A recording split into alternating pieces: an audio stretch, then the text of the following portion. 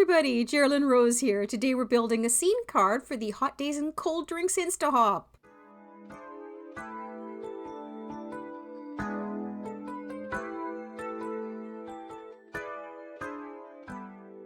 That was a quick glance at some of the product that we'll be using for this card. Most of it's available at ScrapNStamp. I started out with a lawn fawn sunrise background. I'm using some watercolor paper and I'm going to emboss it into the paper. So you can see I only want it on the top portion, so I set the plate up and then the cutting plate on top so that it would press in only for the one portion. Now I want to do the bottom too, but I want that to be water. So I got out the Alternate Ribbon Waves folder and I put it on the bottom part and just put the plate to that part. Ran it through. I'm running it through a second time to get a double image on that embossing folder. Now we'll get out some Post-it tape and we're going to measure it out and we're going to mask it down so that we can do the water on the bottom and the sun on the top. And this could be ocean. This could be a pool they're looking out over top of. We'll use the oxide inks for that and of course the tones of blue. I'm not really blending it. I'm just brushing it back and forth because water of course has got those marks in it. Now we're going to take that tape, we'll move it down. I used a sticky note as well too because I've been getting a lot of fingerprints on my cards and I'm certain there are many of you that can relate to that. So I'm bringing in the yellows and the oranges now for the sun rays coming down, cleaning out my brush. I do have separate brushes for both the oxides and the normal inks. Don't mix them. They don't play well together. What are we doing here? Oh, yes, I wanted a stencil with that sunrise backdrop. So I ran it through normally on some scrap paper.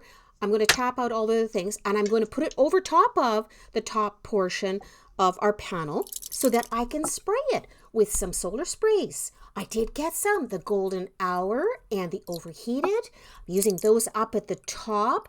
And then I'm going to pull this stencil off and I'm going to give it one more spritz of the Overheated just to give that sun a little bit more splash from the top, a little bit more shine, a little bling bling on there because I didn't really put too much else bling bling on here on this card.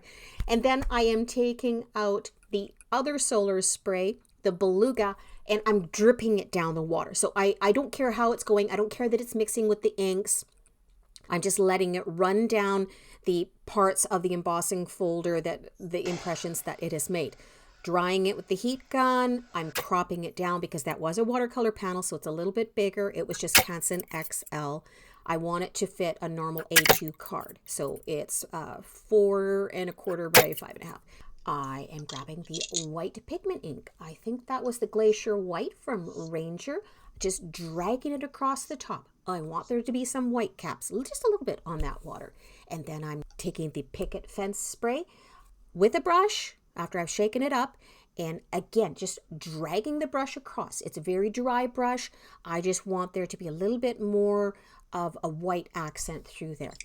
The Catherine Pooler Fearless Pursuit has a couple of palm trees on it. I was like, oh, that would frame this nicely. We think of hot days and cool drinks when we go off on vacation.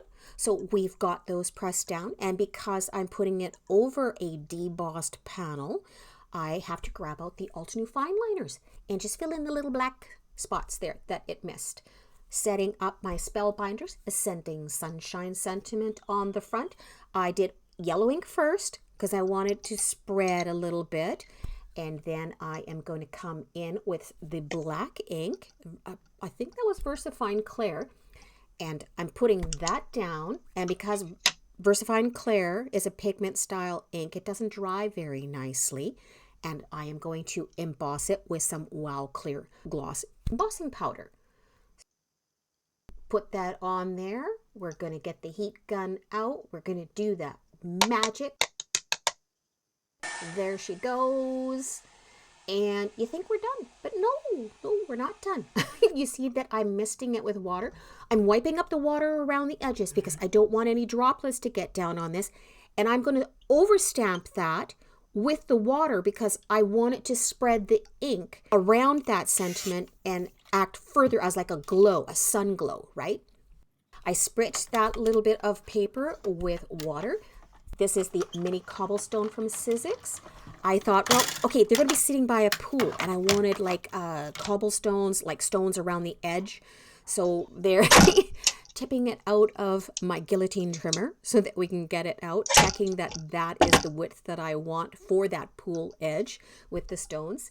And I'm using the back side of one of my mini blending brushes to tap it into some brown ink to accentuate the stones that it's got. I'm like, okay, I like this width, I like this color, we'll glue her down. That's what I'm doing. I'm setting it into place.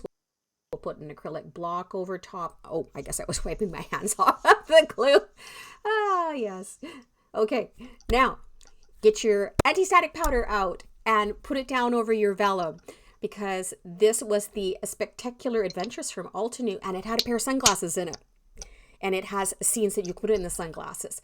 And I thought it would be neat to have it looking through vellum so that you can kind of see the stuff that's in the background.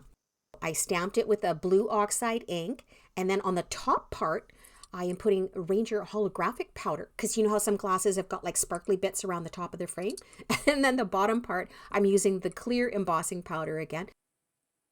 Heating it from the back first, do that with the ones that have got a sparkle or a shine on them, and then coming around to the front, and move quickly with your vellum. We have to fussy cut it out, but luckily this one does not have that much of complicated areas on it.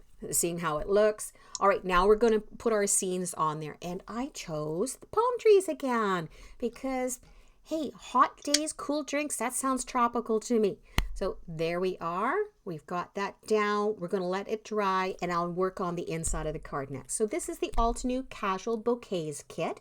It has the stamps, it has the stencils, it's got the dies, and I started coming in on each of the parts of these stamps with, okay, that flower is going to be this color. We'll have some green leaves. I'm doing them pretty light. I will bring the stencils back over these later. The sentiments were the Ascending Sunshine and the Spectacular Adventures again, doing those in blue, but I'm going to really accentuate the one word. That's why I am tapping the blue down just on that one. That I just did another coat of a lighter blue to deepen it up a little bit. It was a little bit too light. What are we doing there? Oh, the glasses are going on, of course, because we're tying the front in with the inside of the card. Then we have the picket fence coffee understands to put the cup in the background. This is the back, custom stamp on the back. Got those all from ScrapNStamp as well over the years. All right.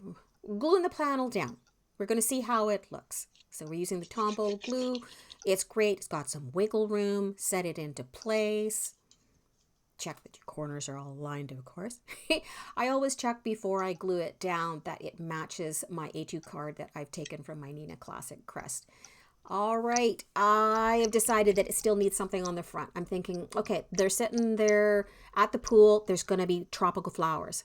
Grab that Casual Bouquets kit out again, stamped a bunch of the images, ran them through with the die cuts. I like doing my die cuts first before I stencil so that if you do mess it up, there's less work that you have to worry about just tossing away.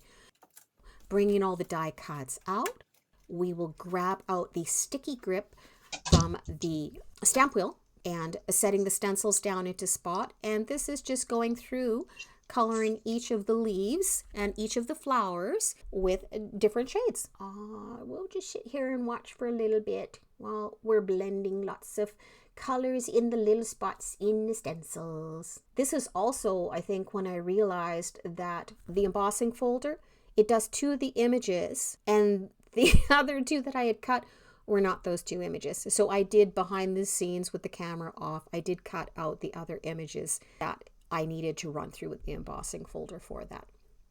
I also put a little bit of Ranger liquid pearls down on the anthers on the stamens.